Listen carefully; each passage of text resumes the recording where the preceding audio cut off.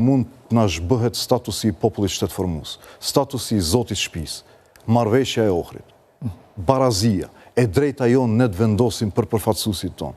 Kjo ide duhet të mbytet në embrion, që mos mundet të vazhdon ta shohin edhe ata se është e paqëndrueshme. Dhe është rreziku, zoti Osmani, që me 19 tetor, ditën kur mbahen zgjedhjet lokale në Maqedoni, pikërisht pala Maqedone t'i jap votat e qytetarëve Maqedonas, kandidatëve që ju i keni konkurrent, pra, dhe në këtë mënyrë me votat të Maqedonëve të marrin ndikimin në komunat me shumicë shqiptare. A është ky rreziku që po Ky është projekti.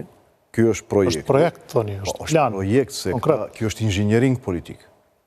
Kjo është tash mos marr krahasime të tilla se deshta ta marr me Mitrovicën lart. Është projekt për të inxhinieruar vullnetin, për të bërë inxhiniering të vullnetit. Po ku është problemi? Ata nuk kanë kalkuluar diçka te votuesi i Maqedonas. Votuesi i Maqedonas në çajër është pakic. Marrëveshja e Ohrit e mbron atë. Balansuesi e mbronte atë. Se çdo punësim duhet të bëhet konform përfaqësimit tyre. Ose aty shqiptarët janë shumica dhe duhet garantuar drejtat e pakicës që ajo që vlen për shqiptarët nivel shtetëror, vlen për Maqedonasit, edhe Maqedonasit tash janë të revoltuar. Unë takohem çdo ditë me ta, se strategjinë e kam trokis derë në derë. Edhe ata më thonë, pse kryeministri i provokon shqiptarët në vazhdimsi me deklaratat e tij? Se ai e di që menjëherë krijon tensione në çajër, krijon tensione me fëmijët e tij. Atje bashkëtesa o kyçe, se njerëzit nuk janë të ndarë në zona në çajër. Një banesë është Maqedonas, një shqiptar, një turk, një rom, edhe atje bashkëtesa, fryma pozitive është shumë e rëndësishme. Dhe çdo deklaratë nacionaliste e kryeministrit që tenton ta helmon bashkëtesën, atyre u bën dëm. Edhe tash unë kam mbështetje masovike të Maqedonasit se thonë ju duhet të ruani fryma. Ka ndodhur e kundërta, po thoni, duke sforcuar ndarjen etnike, ju keni fituar mbështetje. Ndodhe kundërta për shkak se ata nuk e kanë kalkuluar këtë moment. Dhe prandaj unë dola dje dhe thash, atë që e bën qeveria për të minuar marrëveshjen e Ohrit, unë çajirin do e shndroj në oazë për ta konservuar marrëveshjen e Ohrit derisa ta rikthejmë në nivel qendror. Keni thënë se do shpallet gjendje e jashtëzakonshme në një farë forme. Për shembull, ai e ka anuluar balansuesin, unë do krijoj fond për përfaqësim drejt, që të ruajmë komunitetet hynë në institucione. Se ai që mendon për unitaritetin e shtetit, ai integron komunitetet. Komunitetet nëse i përjashton, ata nuk rinë në ajër. Ata do kërkojnë alternativë për të gjetë fatin e tyre. Prandaj kjo logjika e përjashtimit është në kundërshtim me çdo interes bazik autentik të popullit Maqedonas para së gjithash. Edhe prandaj kam thënë që në çajir do e bëjmë oazë të bashkëtesës për ta ruajtur frymën. Se unë jam shumë i bindur se shtetet multietnike, funksionale, me barazit plot, me frymën e marrëveshjes së Ohrit, është modeli që duhet, se përndryshe alternativa është Daytoni, zgjidhje territoriale të çështjeve etnike, nuk ka formë. Dhe ju pyeta më herët, pra, cili është plani B? Nëse dështon koncepti i shtetit multietnik për Maqedoninë, kthehemi te ideja e ndarjes së Maqedonisë? Unë këtu du ta identifikoj njëherë motivin. Pse janë ngritur në këmbë për të minuar, ka forca radikale, të cilët mendojnë që më mirë shqiptarët të miremi me ta tash, se sa të lejojmë që na kollaborojnë shtetin.